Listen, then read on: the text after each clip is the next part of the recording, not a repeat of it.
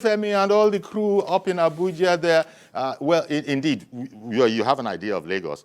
It's still sleepy at the moment. You know how Lagos can be sleepy, like easy, like Sunday morning from time to time. That's where we happen to be now, but I have no doubt that it's probably going to pick up. But in terms of the intensity of thought and emotion on June 12, especially this one, I don't think Lagos, where we're broadcasting from here, is any different from all over the country. So we're happy to join in this special edition of our talks programs because it's all about June 12th. So, and my guest, by the way, just to also cue you in on it, is Honorable S.O.B. Agumbiade. He's the immediate past majority leader in the Lagos State House of Assembly. A fine morning to you, sir. Good morning, sir. Indeed. We're delighted you could have us. And I imagine that a lot of politicians are actually, today is going to be like a good day to them. We'll be talking on, shall we say, the emerging political character of Nigeria. It's a fitting kind of theme, isn't it? Because here we are, Asiwaju Bola Ahmed Tinubu. It was in the forefront of the fight for the actualization of June 12. And it's taken all of this time. He didn't make a big meal of it in his speech, and I guess that goes back to the attitude of the man. Self-effacing, he didn't really talk about that because he's now the president of Nigeria. But let's talk a bit about the emerging political ambience of Nigeria. Yes. What we are having today has the foundation laid back then, 1993, when we had an election that was described as the freest, fairest, and the most peaceful in the annals of Nigeria. But unfortunately, it was annulled by the military junta for reasons they are still struggling to come up with today. Nigerians were mobilized then, 1993, mobilized by the antecedent and the personality of Chief M.K.O. Abiola, a rare philanthropist, a man who was able to take Nigerians out of religious sentiment, tribal sentiment, and all the primordial sentiments that have been weighing Nigerians down. Nigerians were truly mobilized for the election, and we saw that in the election of 1993. So, since then, we have known that Nigerians could go into elections without the primordial sentiments. We could break the barriers of religion. We could break the tribal barrier. We could break all the sentiment and vote based on what we want. So from 1993 to date, there has been emerging character, political character, that Nigerians now want to know your antecedents and not to be blinded by which religion do you practice, which tribe do you come from. Across all sentiment, all barriers, 1993 prepared us for that. Even then, M.K.O. Abiola was a Muslim from the southwest. Babagana Gingibe, a Muslim from northeast. They both went into the election as presidential and vice presidential candidates, and they won Muslim ticket then. So it shows that Nigerians were really ready to be carried along progressive path, devoid of all these sentiments. And that's exactly what played out again in 2023. Indeed, indeed. And you know, because Nigerians want to say, when you want to lead us, come to the table with your antecedents. Let's see what you've done before with the mandate people gave to you, so we can trust you with the mandate we want to give to you. So what is so good for Nigeria is that the man at the helm of affairs in Nigeria today, the President and Commander-in-Chief, is someone who played an unrepentant role in the emergence of democracy, because then the military was ready to continue in governance. But workers fought, students fought, market women, youth fought on the streets, laying down their lives. Some got consumed in the struggle. Some of us are lucky to be alive today. Some were maimed, permanently maimed. But then we have prepared for what we need ahead of time. And that is why I can say that what has emerged from 1993 to 2023 has been a progressive political character that people can see transparently, unlike in the past where money bags will just bring money from nowhere, no antecedents, and they could win the elections. We could say this person is from the north, this person is from the south, this person is from the east, and that will color the pattern of the way we vote. But now we have seen it more clearly that what we need is what you can do. And we can say what you can do, we can predict what you can do based on what you've done before. So he who is to be elected for any political responsibility must be able to have antecedent that is credible for people to see, for people to trust. So I want to believe that we are lucky to have laid the foundation of 2023 in 1993. Indeed. And if you look at the theme, it was renewed hope, remember? It was yes. 93. Don't lose hope. Yes. We'll renew it. I mean, sorry, it was Hope 93. Hope 93. Now this one is renewed hope. And now this is renewed hope. It's uncanny, the theme that APC, kept on, as if they were they knew, and they knew that this was history in the making. Yes, it's taken, almost 30 years. But it's an interesting thing, the link between Hope 93 and Renewed Hope 2003. Now, we've been joined by Dr. Ken Uba in our Abuja studio. Dr. Ken Uba is an APC chieftain, is a member of the Imo State Council of Elders, and also is a political and public affairs analyst. A fine morning. Dr. Ken Uba is a medical doctor, by the way. A fine morning to you, Dr. Uba. Me here. I'm happy to be here. Good morning, Nigerians.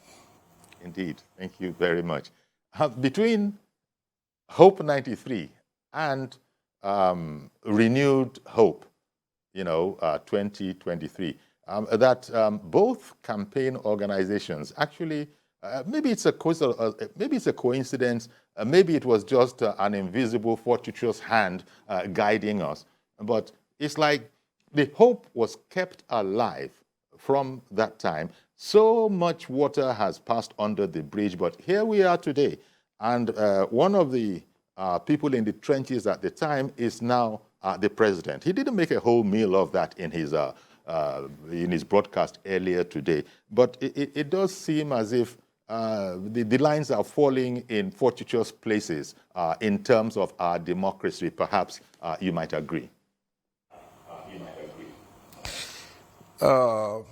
For me, it was not a coincidence, because MKO Abiola was the hero of our present president. If you remember, the sacrifices he made to achieve that mandate before, they ran into problem with the military government. So it shows that he carefully chose that slogan, Renewed Hope, as a continuation and as a reminder of the slogan Hope 93. So for me, it's not a coincidence. It's just a continuation of his belief in MK Abiola's political mandate as at that time, and his ideology in politics.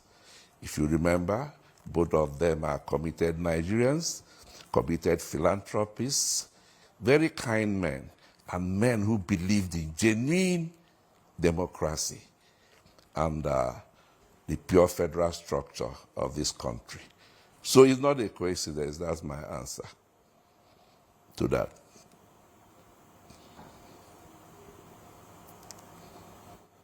It's like the vision of 93 that Tinubu was, a part of.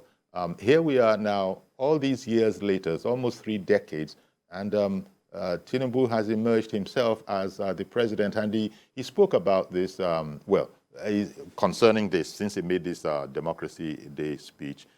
He spoke about the fact that democracy is what it is. It's the greatest thing that man has actually come up with in terms of our political arrangement. So there's a certain steadfastness of vision. The focus has been, it would appear that a segment of the country locked their hope on that Hope 93 that has now emerged in the renewed hope of 2023. This consistency, holding fast to an ideal, is that commendable on the part of those that were relentless in their struggle for the emancipation of democracy in Nigeria?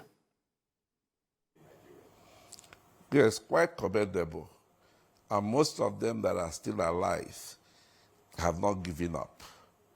It's work in progress. And I know we'll get there.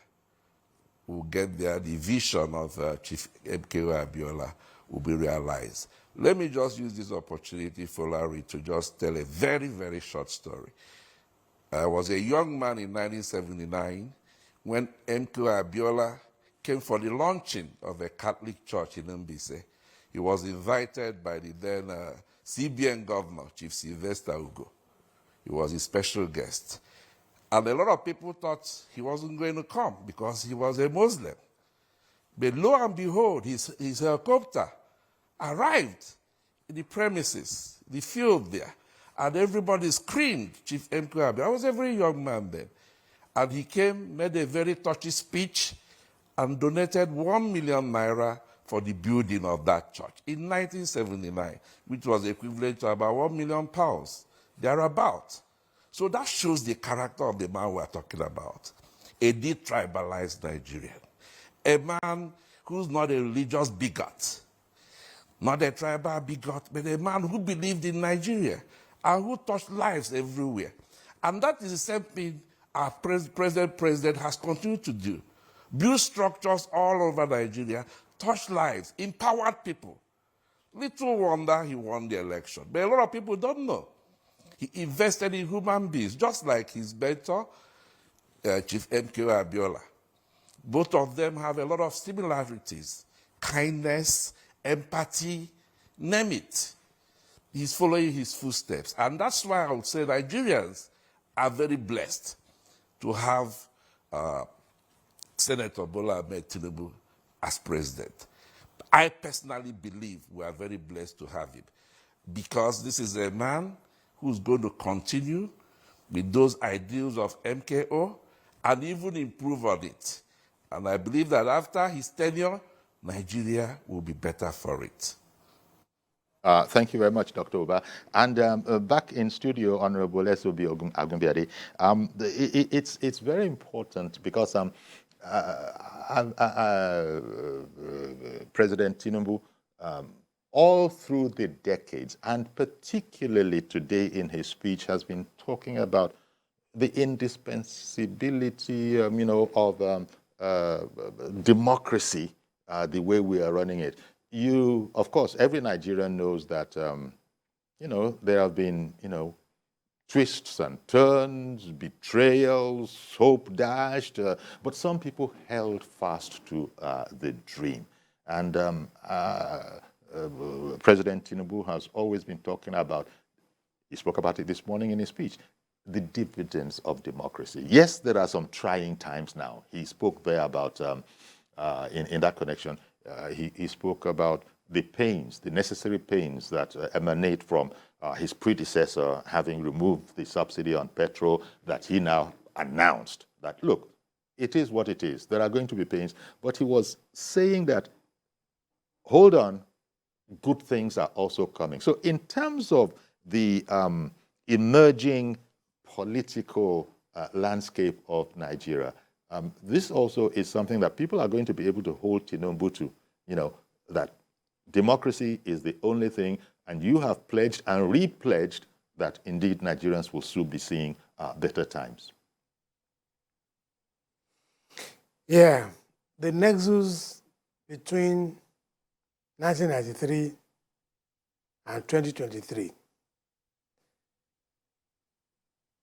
Chief MKO Abiola of the blessed memory saw that Nigerians were becoming hopeless in the state, in the nation called Nigeria. So he came up with Hope 93. I want to give hope to the hopeless. I want to rekindle the hope. I want to let you know that Nigeria has a future, a promising future that you can all live up to. But unfortunately, the hope was dashed. And of course, we started seeing the manifestation of the dashed hope in Nigerians.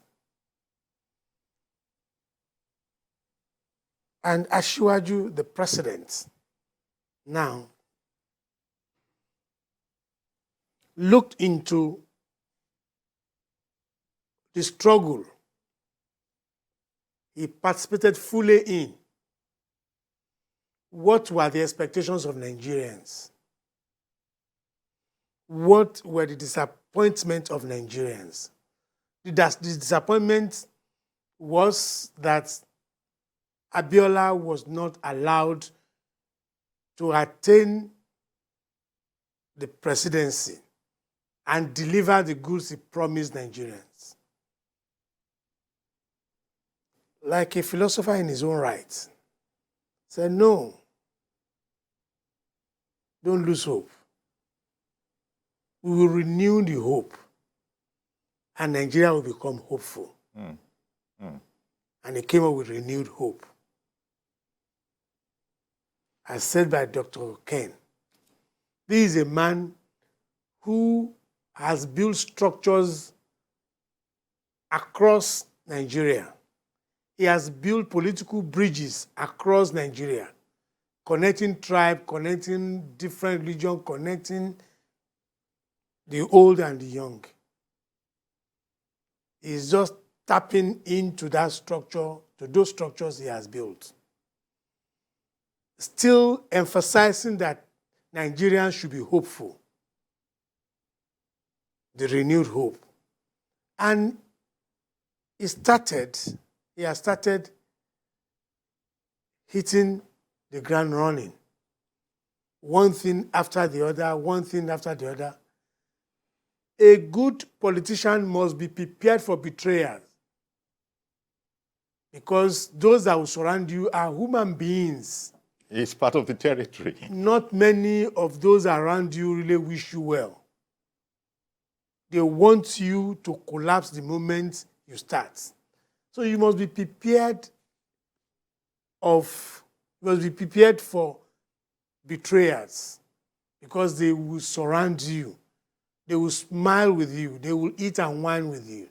And that is the nature of the president, Asiwaju Bola Ahmed Tinubu. So that's probably why they say that sometimes they say politics is not for the faint of heart.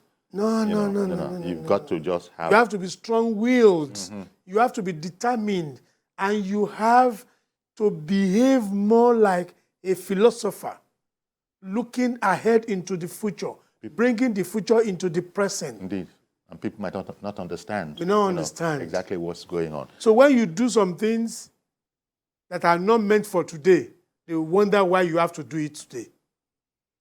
But you have contemplated it. So that's the kind of man Bola Tinubu is. That's President exactly, Bola Tinubu. that is exactly who he is. Indeed. Most of the things he will do, you will just imagine, oh, is that why he did that? That's right. Is that After why the he event. did that? After the event. Yes.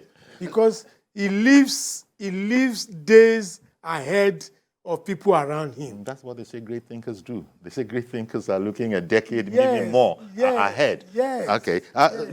Dr. Uba, is it significant, do you think, that there seems to be a similarity between the two men? That is, the man we are celebrating today, MKO Abiola of blessed memory, now the hero of June 12, and the current president, our current president, in terms of their outlook and philosophy when it comes to development. One of the things that Abiola, had very little time for was poverty, the kind of poverty we have. And so he had promised that he was going to do with that.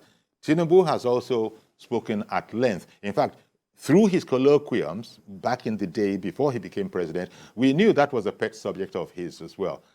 Do you think it's significant that the two men, both of them men of means, different times, different ways, but both of them are harping on fixing the poverty dilemma, which is not the same as to say as wiping poverty out of Nigeria, but it certainly can be brought down. I recall, sir, because you probably will too, during the campaign of Hope 93, Abiola had said at the time that he was devoting himself to this concept, to this struggle. He used the analogy of, in Yoruba language, it's called the Arugba. That is, the person who will bear the sacrifice on their head and go into the river. Invariably, the river would consume them, but all the people back home will be okay. You know those kind of folkloric tales that where there are so many of in Africa. Abiola had said at the time that he didn't mind being the Arugba in that sense. If his dream of bringing down poverty, if not removing it, could be achieved.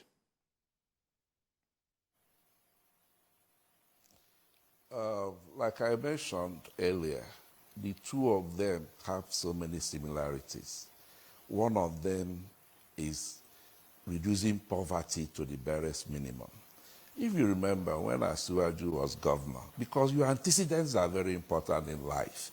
Anybody who has the opportunity of leadership and does not lead well and does not achieve, you don't have to give him a second chance because he's not the only Nigerian. When he was governor, I was living in Lagos State, so nobody would tell me anything. His achievements were there to be seen. Monumental achievements in almost every sector, especially the economy of Lagos State. It was revived under his tenure. And he made sure that the vision continued. It was a 25-year master plan. I followed his government very closely. So this is a man who believes in reducing poverty to the barest minimum. And let me tell you another very short story to show you the similarity between the two of them. A man I met in 1993 who flew from America, an Igbo man from Anambra State, flew from America to contribute his own quota to Hope 93. And I asked him, why did you come all the way from America? He told me a very, very short story. He said he was frustrated in America. He wanted to come back to Nigeria as a third man. But luck, bestowed on him, blessing. God blessed him. And he met Chief MKO Abiola at New York Airport. And the Spirit of God said, go and talk to this man. And he went to him, told him his problem, that he was about to come back to Nigeria because he's frustrated that his business has failed. And the man looked at him and said, my son, you will not fail. You have hope. And opened his briefcase and gave him $50,000. This is a true life story. Wherever that man is now, and he's watching me, he knows I'm telling the truth. So when he came, Chief Abiola had forgotten all about him. He didn't even remember this man he gave that kind of money to assist him in life. So the man went to his house off towing dead and had to explain himself over and over before Chief remembered who he was. He now screamed and hugged him. I said, you, over 10 years ago? The man said, sir, Chief, I'm now a millionaire in the US, thanks to God and to your assistance to me. And then he immediately linked him up to Chief Ebenezer Babatope, if I remember his name correctly, and said, you work with him in this campaign. That is the kind of person Chief MKO Abiola was. A detribalized Nigerian, a non-religious bigot. And the same thing, the same way, the same character of our present president. That's why I said it's not a coincidence. God knows what he is doing. If it's people who believe in reincarnation, presidential-wise, that is it. That mandate that was not actualized through Chief MK Abiola, God made sure it was actualized now, or it is being actualized, in the name of Senator Bola Ahmed Tinubu. So you can see the nexus between these two men, almost in every aspect of their life. Because our present president said it over and over. People thought, he was coming with some kind of Islamic agenda. But he said his wife is a pastor and built a chapel in their compound. How many people, even how many Christians like me, a Christian will allow my wife, a Muslim, to build a mosque in my compound? I don't think I might even do it, to tell you the truth. But this man did it. That shows the kind of person he is. And that shows the link, the spiritual link between him and this man. So it's just something that, every Nigerian who's very attentive and who was old enough, that's why history is very important. They should go back to teaching history in our schools. Because you can easily see the link between these two men in almost every aspect of their life. And I believe strongly, like I said before, Nigeria is blessed to have Senator Bola Ahmed Tinubu as a president. And I strongly believe that he will revive this country in the next 4 years. You will see that. Folari, you will see it. Thank you very much, Dr. Ken Uba, for that interesting story. The two men, there's so much that seems similar about them. Again, MK Abiola, was financially, qualified. I'm talking here about his profession. He was an accountant. President Tinubu was also financially qualified. Again, I'm talking about his area of discipline and study. He's an accountant as well. And he's been used to managing big budgets, going back to his time before coming into governance, and since he has come into governance. But yes, MKO Abiola is the reason for the celebration today. President Tinubu and his co-travelers have always known that 2020, it was a watershed. That Abiola victory was a watershed. But then succeeding Nigerian presidents didn't put the same kind of honor and reverence on the day as befitting until former President Muhammadu Buhari indeed did the deed. And he was thanked all over the place, widely, that now we have seen a Nigerian, who values our history and who is not going to trivialize it. It can't be swept under the carpet anyway. But it took President Muhammadu Buhari to, as it were, promulgate and say it is a story. And here is President Tinubu in his very first outing celebrating Abiola and the occurrence of June 12th. Great men are always imbued with vision. And their vision distinguishes them as great men. When you look at the antecedents of our current incumbent president, you will be tempted to believe that he is a man that knows what he wanted to do. And in one of our sittings in the House of Assembly, I did say that before the elections, that Asiwaju Bola Ahmed Tinubu is a man whose time has come. Looking at his antecedents, is a man whose time has come. And he is a president whose tenure will go down in the history of Nigeria as very remarkable, as very progressive, as very pleasing, and as very rewarding to Nigerians. Indeed, indeed.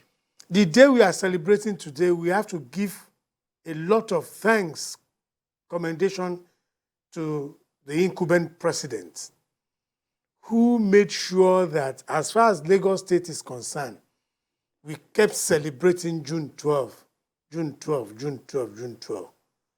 And the successive governors of Lagos State kept the flag of June 12 flying. It was a June 12 has been a public holiday in Lagos has for a been long public time. holiday in Lagos. We've been celebrating because we believe in it. And then the nation joined. The blood was shed on the street of Lagos, where the struggle was intense. Souls, people were killed on the street of Lagos. Students were maimed on the street of Lagos. So we can't just wish that away. So it has cost us dearly. It has cost us dearly. And that is why it has to be we so keep preserving valuable. it. Indeed. Maybe if we had not been so determined, insistent on June 12, maybe there wouldn't have been anything for the immediate past president to act upon by saying June 12 will now become our Democracy Day. Okay.